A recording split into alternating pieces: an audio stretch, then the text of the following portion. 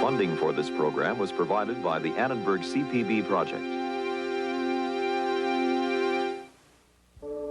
As the pressure of the barbarians increased, the Roman emperors grew more despotic while their citizens grew more impoverished.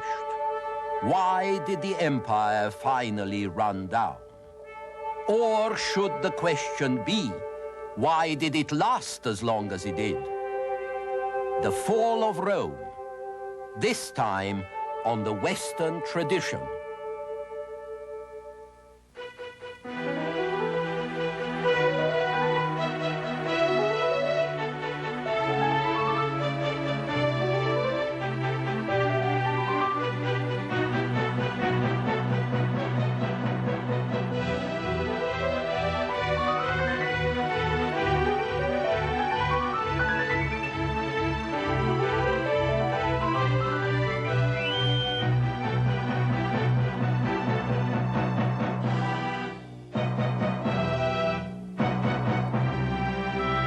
Now UCLA professor Eugen Weber's continuing journey through the history of Western civilization. Last time we talked about the barbarian tribes which contributed to the decline of the Roman Empire, and also about the measures the emperors took to oppose them, which led to further decline. But when you talk about the barbarians, you have to put them in perspective. The population of the empire in the 3rd and 4th centuries was only between 50 and 65 million people, and this was for a realm that ran all the way from the Tyne River in northern England to the Euphrates. So the barbarians were able to have an impact far beyond their numbers. Tribes of Germans and Huns might vary in size between 50,000 and 100,000 people, which meant between 5,000 and 20,000 warriors. But the indigenous populations were also small, and so were the Roman armies. As soon as one gang of barbarians was eliminated or assimilated, another came along, and then another. Some of the Roman emperors tried to position their troops so that they seemed to be everywhere at the same time, but this wasn't always an easy trick to pull off. After mid-3rd century, when the barbarians were everywhere, urban life changed radically for the worse. Towns used to be large, open centers of life and culture.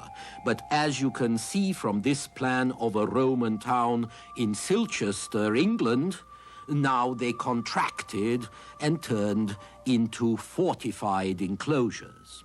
You can still see the general lines of the town today. Extremely compact and easy to defend. Even a major city like Bordeaux shrank to 70 acres or so during this time. Life in these fortified towns became so dreary that the aristocrats deserted them for their country estates and built large fortified villas like this one. They hunted, they feasted and entertained their neighbors, and they developed the sort of rural life that would be normal for lords or country gentlemen for the next 15 centuries. In this context, the large landowner became a little local king. He didn't bother to pay his taxes, and no one could make him. He paid his own guards and men-at-arms. He administered the law on his estates and built his own prison and fed and protected his clients, who were really his subjects. And so, by the 4th century, the basis of the medieval economy and of the feudal system to come was pretty much in place. You can also see the breakdown of Roman civilization reflected in the arts. Statues of emperors and other great men were now made in two sections. a standardized body that could be imitated and shipped anywhere, and a particular head which tended to look more and more like a shepherd who has eaten his sheep. And the classic calm had given way to a pathetic expressionism. The elegant naturalism of Hellenistic art had been replaced by cruder figures, still classical, but stiffer, rougher. More important, there was a decline in the competence of the emperors, which was bound to be serious in a system in which the emperor was everything, where the emperor's capacity and will were crucial. And in fact, under both Republic and Empire, Rome had a fundamental institutional problem: the inability to adjust institutions to the scale and the nature of changing realities. When the Republic got too big to handle, the Romans adjusted to it by accepting the personal government of Augustus and his successors. Nothing was codified, nothing was regulated. It was left to chance. And sometimes chance served Rome well, and sometimes it didn't. On the whole, most of the 2nd century was a lucky break, because the murder of this man, the despotic Emperor Domitian, in 96 AD, opened the door to a succession of first-class rulers. Nerva, Trajan, Hadrian, Antoninus, and Marcus Aurelius. But then Marcus Aurelius placed family feeling over logic in naming his successor. In 180, his son Commodus became emperor, a teenage megalomaniac who thought he was Hercules.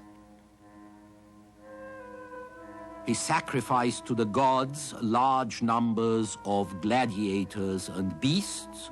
He kept a harem of 300 female concubines and as many males, and he was finally assassinated. Good riddance. Commodus, depicted here as Hercules, opened a series of regimes in which brutish efficiency alternated with more or less absolute madness. It was a time when personal oppression could only be remedied by personal initiative, mainly in the shape of rebellion and murder. And since neither murderers nor victims could measure up to the immense problems the empire posed, things were bound to fall to pieces eventually. Part of the reason why it took so long lies in the maxim of Septimius Severus, who was emperor from 193 to 211. Severus told his sons, "Be united, enrich the soldiers, and scorn the rest." This was good advice, but it couldn't keep his son Alexander from being murdered by conspirators in his own army,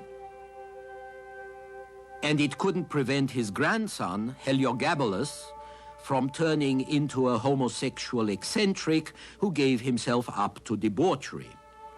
Heliogabalus became emperor in 218 at the age of 14, and he ruled only 4 years. He made the mistake of forgetting to pay his soldiers enough attention, and he was killed by his own Praetorian guards in a barracks latrine, in a plot hatched by his own family. In fact, the whole 3rd century appears as a very dark period in the history of the empire, a period of anarchy during which the Praetorian Guard and the provincial armies contended to place their respective candidates upon the imperial throne, the office of emperor being auctioned off to the highest bidder. Behind this decay, there were also important social divisions. From the beginning of the 3rd century on, the army consisted almost entirely of peasants from the less civilized parts of the empire. And these peasant soldiers were in violent opposition to the urban middle classes who had provided the leadership in the Augustan Empire. So a struggle developed between a barely Romanized provincial army and the civilian elements of the population who were mostly Roman and who were trying to keep the peasant soldiers from taking over.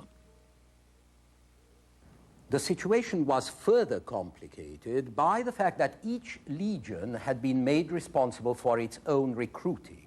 Remember that most of these legions were permanently quartered on the frontiers, which meant that they would naturally draw recruits either from their immediate locale or else, and even more likely, from barbarians across the borders. Now, this system de-Romanized the army even more, and it produced strong local tendencies that you might call nationalist.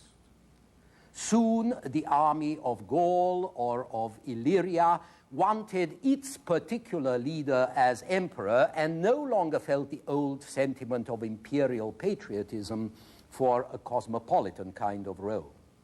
And this, in turn, accentuated the conflict for political power in which all the frontier armies were engaged. Out of this century of chaos, there came a militarized empire and a pretty straightforward despotism under Diocletian at the end of the 3rd century, and then under Constantine at the beginning of the 4th. All this time, lip service was paid to the old Roman traditions, but in reality, the government was carried on by members of a military caste. The emperor was a soldier, and he appointed only soldiers to positions of authority in the central and the provincial administrations. This created a purely military aristocracy and one that was continually reinforced by barbarian recruits. So the later empire was really an oriental monarchy with the trappings of a police state, a realm in which the citizen body no longer pursued its own ends, but became merely the exploited appendage of its so-called defenders, the legions. This is how a historian, J.W. Thompson, described the court of Diocletian. The emperor was a god and moved as an absolute sovereign reigning by divine right. It would be almost true to say that the Roman world trembled at the emperor's nod. The greater the barbarian pressure on the empire, the greater justification there seemed to be for this kind of despotism, social regimentation, extortionist taxation. But the more extreme the later emperors were in this direction, the more they centralized power, the more outrageously they taxed, the less Roman civilians felt they had to defend, the more they came to accept the coming of the barbarians almost as relief. At least barbarians didn't tax. It has always been a problem for a society faced by a serious challenge to decide just what measures it can take and how far it can go in opposing and meeting that challenge. If you argue that you can only preserve your way of life by adopting certain means which negate that way of life, that you can only preserve democracy or free speech by limiting them, for example, or preserve a high standard of living by taxing and restricting it, or preserve liberty by regimentation, or moral order by inquisition, then you run the risk of sacrificing exactly the things you say you are fighting for. You run the risk of sacrificing precisely those things that you use to justify the sacrifices in the first place. And you risk becoming so like your enemy that the differences matter very little. In the case of Roman society from the 4th century on, most of the civilians were less well off than the barbarians across the Rhine, especially if we set aside the small educated aristocracy leading a rather precarious existence in provinces like Gaul or North Africa. As for the soldiers, they were the barbarians. By the 4th century, the old Roman legion was no more, and the barbarian infantry serving as Roman soldiers didn't have the discipline to execute complicated maneuvers. In 378, the Emperor Valens led a Roman army that was almost annihilated at Adrianople by the heavily mailed cavalry of the Goths, and Valens was killed. This was probably the worst defeat the Romans had suffered since the days of Hannibal 6 centuries before. And the most important result of it was that the Emperor Theodosius, who succeeded Valens, decided that the infantry had become obsolete, and he hired in its place precisely the Gothic cavalry that had shown it to be so and that had settled in Roman lands anyway after Adrianople. With this act, the corpse of Roman military tradition was formally buried, and the system that replaced it produced the Gothic warlords and their heavily armored cavalry. These were the soldiers who would supervise the dismemberment of the Western Empire in the 5th century. So it can be argued that the Roman Empire, which had been built in the first place by the Roman legions and the Roman farmers who fought in them, was bound to fall to pieces when the small independent farmer was extinct and the legions decayed partly for lack of him. After that, the soldiers we call Roman were all barbarians paid to fight other barbarians. Even high generals and officials running the state would themselves be barbarians, like the general Stilicho, a Vandal who was Emperor Theodosius's son-in-law. In 402, Stilicho moved the imperial court to Ravenna in the northeast, where it would be safer behind the marshes and where it would find it easier to escape by ship if the enemy got too close. So Italy was no longer a safe place for Romans. Rome itself was a sitting duck. And indeed, within a few years of the move to Ravenna, the inconceivable happened. In 410, an army of Goths under the command of Alaric, their king, entered the city and sacked it. The fall of Rome was the symbol of the fall of a whole civilization, the end of its security, however imaginary it was by then, and the end of a whole way of life. The world one lived in could no longer be taken for granted. Saint Jerome, writing from Jerusalem, commented, "If Rome can perish, what can be safe?" So the end had finally come, and the search for the reasons why began, a search that would fascinate countless generations of historians. Messy politics over the succession of emperors was one reason. So was declining military power, and of course economic strangulation. But there was also a process of sociological decay, which gradually destroyed the foundations of the Roman Empire's strength. And this was in effect the victory of the Oriental model of despotic monarchy over the Mediterranean city-state. and the decline of Rome's urban citizen class under the pressure of that Oriental-like centralization and bureaucracy. To understand why that happened, we have to keep in mind that the Roman Empire had never possessed a really homogeneous culture.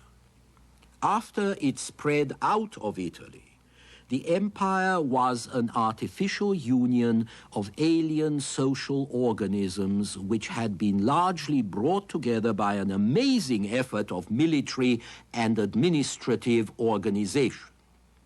But it was a shotgun marriage, not a love match. In the eastern part of the empire, Rome inherited the debris of Oriental and Hellenistic monarchies. In the west, Rome conquered and assimilated the tribal societies of European barbarians.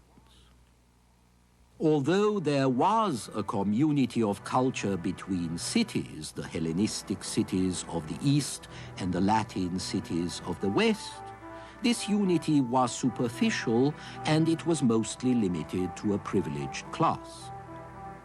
It was a society of consumers based on slave labor and on the exploitation of subject classes and subject peoples.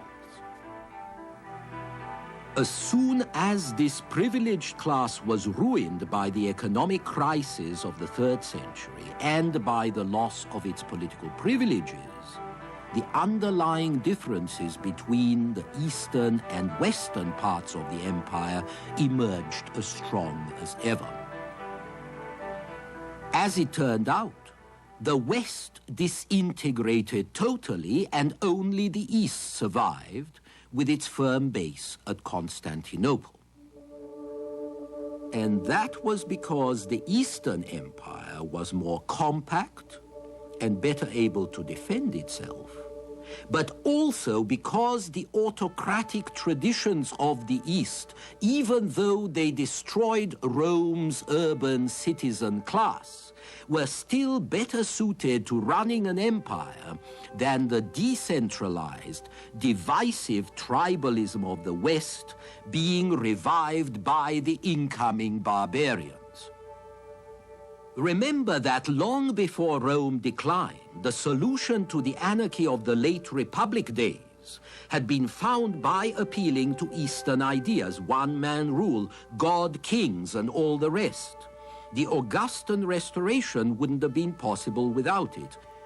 And when Constantine reorganized the Eastern Empire in the 4th century, he made it a sacred monarchy united by religion and based on a hierarchy of clergy and officials. In other words, he led a return to the underlying social and political tradition of the ancient East. In the provinces of the West, however, this tradition was absent. The Western peoples had more in common with the warrior tribalism of the North, with men like this, a Dacian from north of the Danube, than they did with the theocracy of the East. And so eventually the leadership of Western society fell into the hands of barbarian chieftains. Of the greatness that was Rome, only ruins and memories and myths were going to survive in the West. All this took a long time to happen, of course. Even before Rome passed on the torch to Constantinople, she lasted far more centuries than the United States have lasted so far. So perhaps the question shouldn't be, why did the empire come to an end? Since all ancient empires explode or collapse when they get over a certain size and a certain age. Instead, we should probably ask, how come it lasted as long as it did? And there, your guess is as good as mine. Perhaps the long, desperate resistance of emperors and generals and ordinary people may have had something to do with the belief that the Roman Empire represented the last empire, and that as long as the Roman Empire lasted, the end of the world would not take place. They believed that the empire was the last age of humanity. When it fell, that would be the end of mankind and the last judgment would be upon us. So there was good reason to keep it from ending. There was good reason to pretend that it was alive even when it was dead, and then to revive it as soon as possible, as it would be revived when Charlemagne was crowned a Roman emperor in Rome on Christmas Day of the year 800. And although the Holy Roman Empire of Charlemagne and his successors was neither holy nor Roman nor really an empire, it was going to keep the myth going another 1,000 years. But that's another story for another time.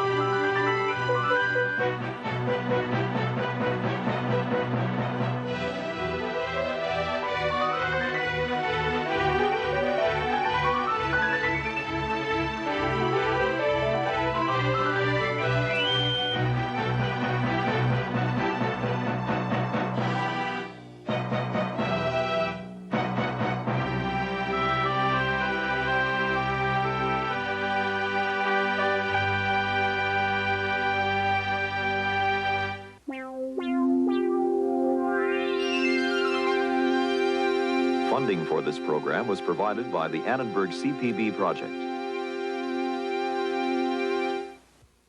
For information about the Western Tradition television course, transcripts, pre-recorded video cassettes, off-air taping, or related books based on the television series, viewers should call the Annenberg CPB Projects 1-800-LEARNER telephone number, or write to the Annenberg CPB Project, 1111 16th Street Northwest, Washington, D.C. 20036.